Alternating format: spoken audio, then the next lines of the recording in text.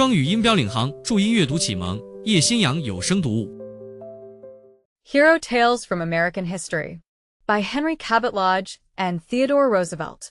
Hence it is that the fathers of these men, and ours also, and they themselves likewise, being nurtured in all freedom and well-born, have shown before all men many and glorious deeds in public and private, deeming it their duty to fight for the cause of liberty and the Greeks, even against Greeks, and against barbarians for all the Greeks.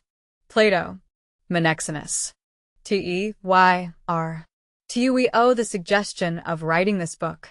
Its purpose, as you know better than anyone else, is to tell in simple fashion the story of some Americans who showed that they knew how to live and how to die, who proved their truth by their endeavor, and who joined to the stern and manly qualities which are essential to the well-being of a masterful race the virtues of gentleness, of patriotism, and of lofty adherence to an ideal. It is a good thing for all Americans, and it is an especially good thing for young Americans, to remember the men who have given their lives in war and peace to the service of their fellow countrymen, and to keep in mind the feats of daring and personal prowess done in time past by some of the many champions of the nation in the various crises of her history. Thrift, industry, obedience to law, and intellectual cultivation are essential qualities in the makeup of any successful people.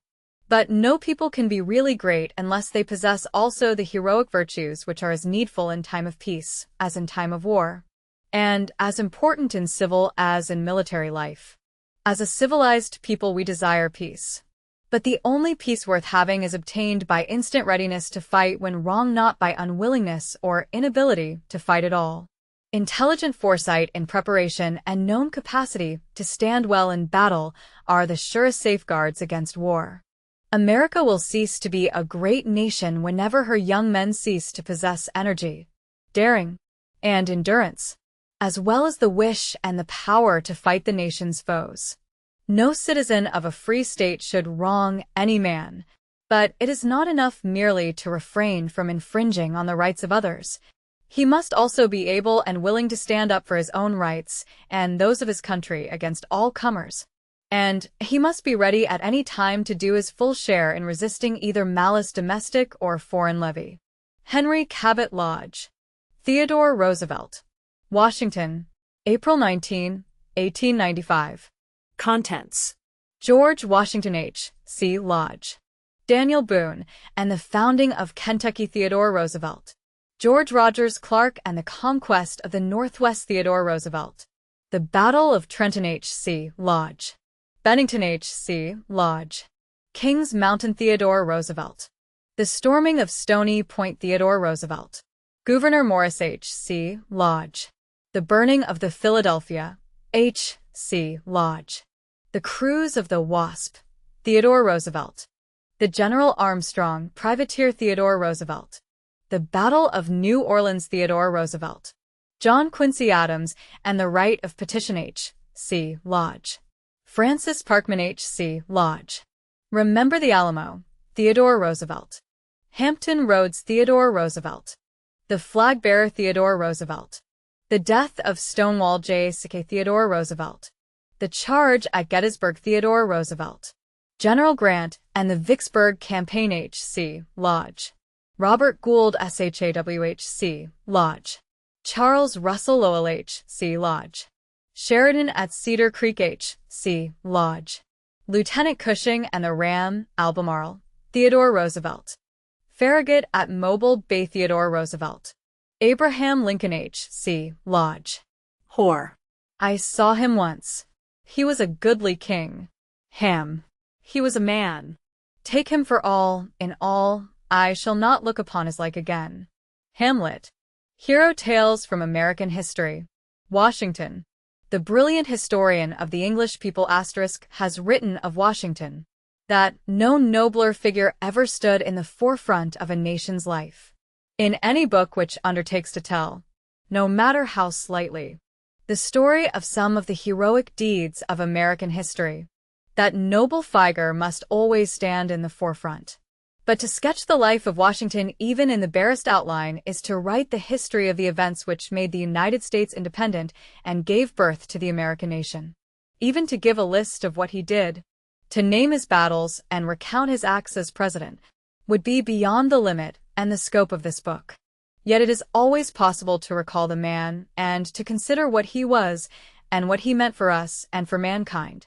He is worthy the study and the remembrance of all men, and to Americans he is at once a great glory of their past and an inspiration and an assurance of their future. John Richard Green. To understand Washington at all, we must first strip off all the myths which have gathered about him. We must cast aside into the dust heaps all the wretched inventions of the cherry tree variety, which were fastened upon him nearly 70 years after his birth. We must look at him as he looked at life and the facts about him, without any illusion or deception, and no man in history can better stand such a scrutiny. Born of a distinguished family in the days when the American colonies were still ruled by an aristocracy, Washington started with all that good birth and tradition could give. Beyond this, however, he had little. His family was poor. His mother was left early a widow, and he was forced after a very limited education to go out into the world to fight for himself. He had strong within him the adventurous spirit of his race. He became a surveyor, and in the pursuit of this profession plunged into the wilderness, where he soon grew to be an expert hunter and backwoodsman. Even as a boy, the gravity of his character and his mental and physical vigor commended him to those about him, and responsibility and military command were put in his hands at an age when most young men are just leaving college. As the times grew threatening on the frontier, he was sent on a perilous mission to the Indians, in which, after passing through many hardships and dangers, he achieved success. When the troubles came with France, it was by the soldiers under his command that the first shots were fired in the war, which was to determine whether the North American continent should be French or English. In his earliest expedition, he was defeated by the enemy. Later he was with Braddock, and it was he who tried to rally the broken English army on the stricken field near Fort Duquesne. On that day of surprise and slaughter, he displayed not only cool courage, but the reckless daring which was one of his chief characteristics. He so exposed himself that bullets passed through his coat and hat, and the Indians and the French who tried to bring him down thought he bore a charmed life. He afterwards served with distinction all through the French War, and when peace came, he went back to the estate which he had inherited from his brother, the most admired man in Virginia. At that time he married, and during the ensuing years he lived the life of a Virginia planter, successful in his private affairs and serving the public effectively but quietly as a member of the House of Burgesses. When the troubles with the mother country began to thicken, he was slow to take extreme ground, but he never wavered in his belief that all attempts to oppress the colonies should be resisted, and when he once took up his position, there was no shadow of turning. He was one of Virginia's delegates to the First Continental Congress, and, although he said but little, he was regarded by all the representatives from the other colonies as the strongest man among them. There was something about him even then which commanded the respect and the confidence of everyone who came in contact with him. It was from New England, far removed from his own state, that the demand came for his appointment as Commander-in-Chief of the American Army. Silently, he accepted the duty, and, leaving Philadelphia, took command of the army at Cambridge. There is no need to trace him through the events that followed. From the time when he drew his sword under the famous elm tree, he was the embodiment of the American Revolution, and without him that revolution would have failed almost at the start. How he carried it to victory through defeat and trial and every possible obstacle is known to all men. When it was all over, he found himself facing a new situation. He was the idol of the country and of his soldiers. The army was unpaid, and the veteran troops, with arms in their hands, were eager to have him take control of the disordered country as Cromwell had done in England a little more than a century before. With the army at his back, and supported by the great forces which, in every community, desire order before everything else, and are ready to assent to any arrangement which will bring peace and quiet. Nothing would have been easier than for Washington to have made himself the ruler of the new nation. But that was not his conception of duty, and he not only refused to have anything to do with such a movement himself, but he repressed, by his dominant personal influence, all such intentions on the part of the army. On the 23rd of December, 1783, he met the Congress at Annapolis, and there resigned his commission. What he then said is one of the two most memorable speeches ever made in the United States, and is also memorable for its meaning and spirit among all speeches ever made by men. He spoke as follows: Mr. President, the great events on which my resignation depended having at length taken place, I have now the honor of offering my sincere congratulations to Congress, and of presenting myself before them, to surrender into their hands the trust committed to me, and to claim the indulgence of retiring from the service of my country. Happy in the confirmation of our independence and sovereignty, and pleased with the opportunity afforded the United States of becoming a respectable nation, I resign with satisfaction the appointment I accepted with diffidence, a diffidence in my abilities to accomplish so arduous a task, which, however, was superseded by a confidence in the rectitude of our cause, the support of the supreme power of the Union, and the patronage of Heaven. The successful termination of the war has verified the most sanguine expectations, and my gratitude for the interposition of Providence and the assistance I have received from my countrymen increases with every review of the momentous contest. While I repeat my obligations to the army in general, I should do injustice to my own feelings not to acknowledge, in this place, the peculiar services and distinguished merits of the gentlemen who have been attached to my person during the war. It was impossible that the choice of confidential officers to compose my family should have been more fortunate. Permit me, sir, to recommend in particular those who have continued in service to the present moment as worthy of the favorable notice and patronage of Congress. I consider it an indispensable duty to close this last solemn act of my official life by commending the interests of our dearest country to the protection of Almighty God, and those who have the superintendence of them to His holy keeping. Having now finished the work assigned me, I retire from the great theater of action, and, bidding an affectionate farewell to this august body, under whose orders I have so long acted, I here offer my commission and take my leave of all the employments of public life. The great master of English fiction, writing of this scene at Annapolis, says, which was the most splendid spectacle ever witnessed, the opening feast of Prince George in London, or the resignation of Washington, which is the noble character for after ages to admire yon fribble dancing in lace and spangles, or yonder hero who sheathes his sword after a life of spotless honor, a purity unreproached, a courage indomitable, and a consummate victory. Washington did not refuse the dictatorship, or, rather, the opportunity to take control of the country, because he feared heavy responsibility, but solely because, as a high-minded and patriotic man, he did not believe in meeting the situation in that way. He was, moreover, entirely devoid of personal ambition, and had no vulgar longing for personal power. After resigning his commission, he returned quietly to Mount Vernon, but he did not hold himself aloof from public affairs. On the contrary, he watched their course with the utmost anxiety. He saw the feeble Confederation breaking to pieces, and he soon realized that that form of government was an utter failure. In a time when no American statesman except Hamilton had yet freed himself from the local feelings of the colonial days, Washington was thoroughly national in all his views. Out of the 13 jarring colonies, he meant that a nation should come, and he saw what no one else saw, the destiny of the country to the westward. He wished a nation founded which should cross the Alleghanies, and, holding the mouths of the Mississippi, take possession of all that vast and then unknown region. For these reasons he stood at the head of the national movement, and to him all men turned who desired a better union and sought to bring order out of chaos. With him Hamilton and Madison consulted in the preliminary stages which were to lead to the formation of a new system. It was his vast personal influence which made that movement a success. And when the convention to form a constitution met at Philadelphia, he presided over its deliberations.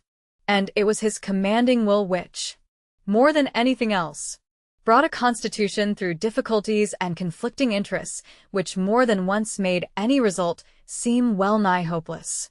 When the Constitution formed at Philadelphia had been ratified by the states, all men turned to Washington to stand at the head of the new government, as he had borne the burden of the Revolution. So, he now took up the task of bringing the government of the Constitution into existence. For 8 years he served as president.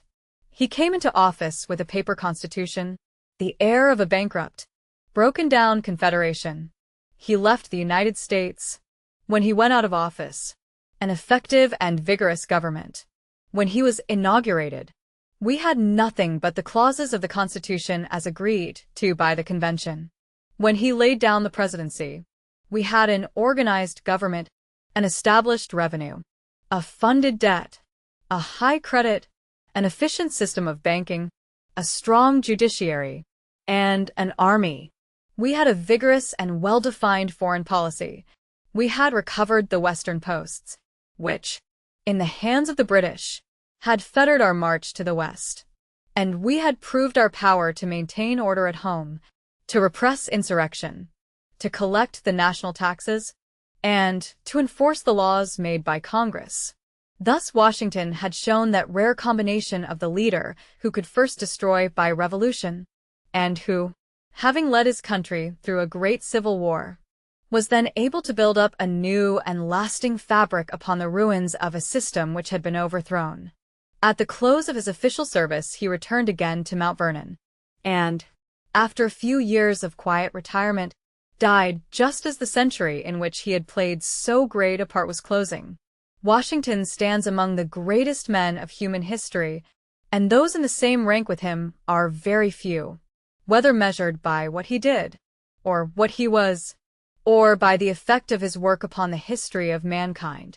In every aspect he is entitled to the place he holds among the greatest of his race.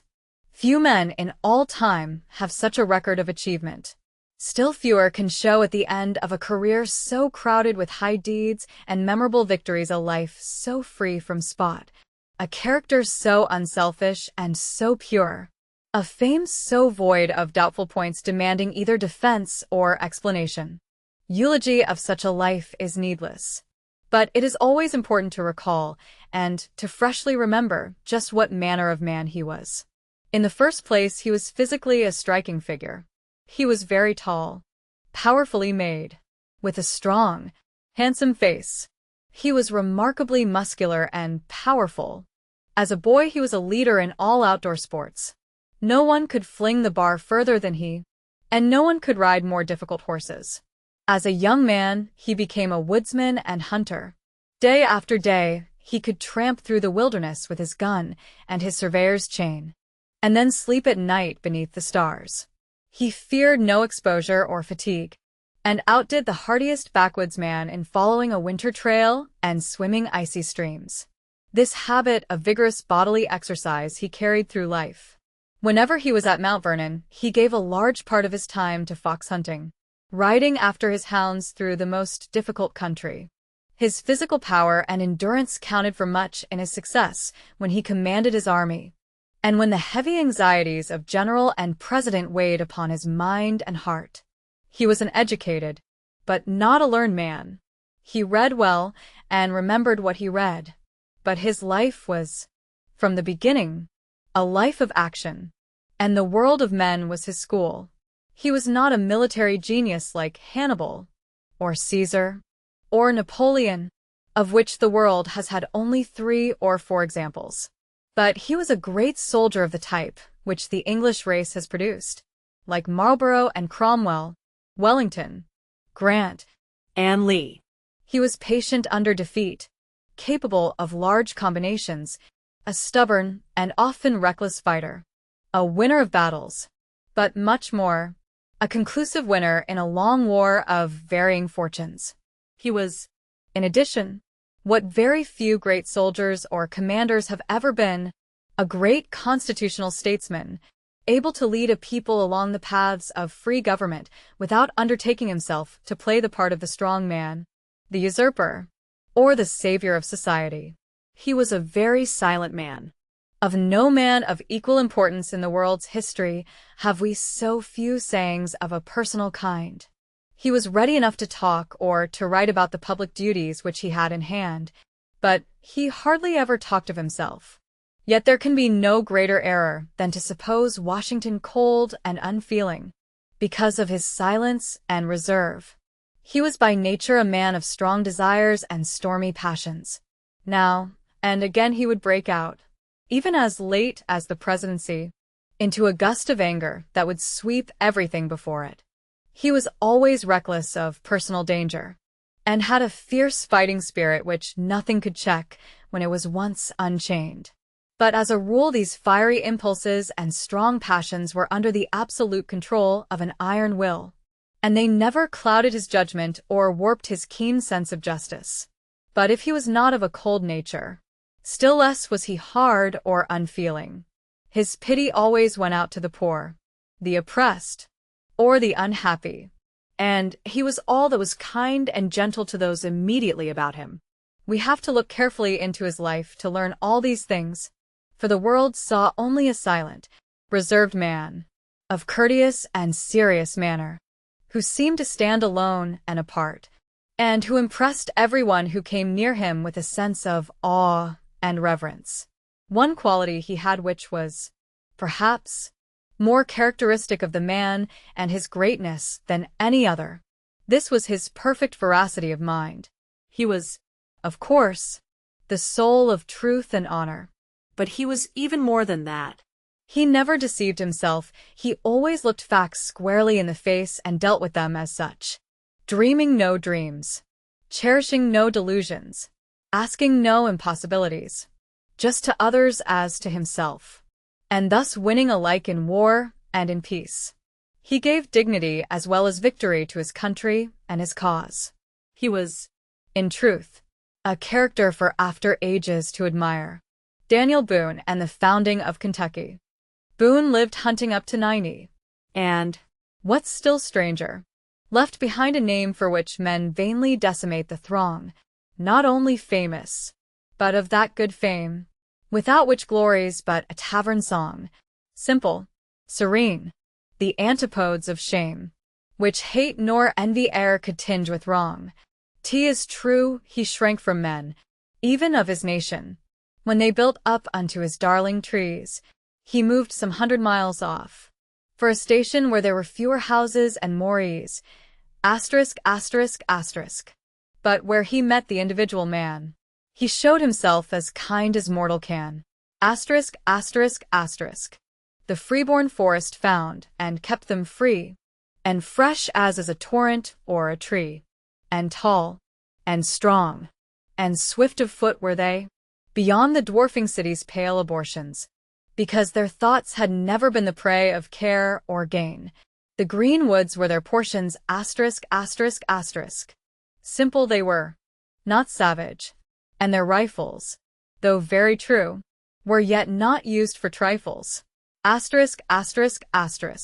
Serene, not sullen, were the solitudes of this unsighing people of the woods. Byron. Daniel Boone and the founding of Kentucky. Daniel Boone will always occupy a unique place in our history as the archetype of the hunter and wilderness wanderer.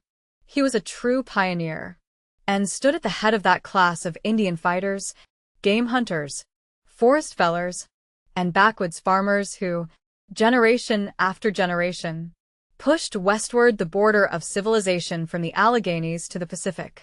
As he himself said, he was an instrument ordained of God to settle the wilderness. Born in Pennsylvania, he drifted south into western North Carolina, and settled on what was then the extreme frontier. There he married, built the log cabin, and hunted, chopped trees, and tilled the ground like any other frontiersman. The Allegheny Mountains still marked a boundary beyond which the settlers dared not go, for west of them lay immense reaches of frowning forest, uninhabited save by bands of warlike Indians. Occasionally, some venturesome hunter or trapper penetrated this immense wilderness and returned with strange stories of what he had seen and done. In 1769, Boone, excited by these vague and wondrous tales, determined himself to cross the mountains and find out what manner of land it was that lay beyond. With a few chosen companions he set out, making his own trail through the gloomy forest. After weeks of wandering, he at last emerged into the beautiful and fertile country of Kentucky, for which, in after years, the red men and the whites strove with such obstinate fury that it grew to be called the Dark and Bloody Ground. But when Boone first saw it, it was a fair and smiling land of groves and glades and running waters, where the open forest grew tall and beautiful, and where innumerable herds of game grazed, roaming ceaselessly to and fro along the trails they had trodden during countless generations. Kentucky was not owned by any Indian tribe, and was visited only by wandering war parties and hunting parties who came from among the savage nations living north of the Ohio or south of the Tennessee. A roving war party stumbled upon one of Boone's companions and killed him, and the others then left Boone and journeyed home. But his brother came out to join him, and the two spent the winter together. Self-reliant, fearless, and the frowning defile of Cumberland Gap, they were attacked by Indians and driven back, two of Boone's own sons being slain. In 1775, however, he made another attempt, and this attempt was successful.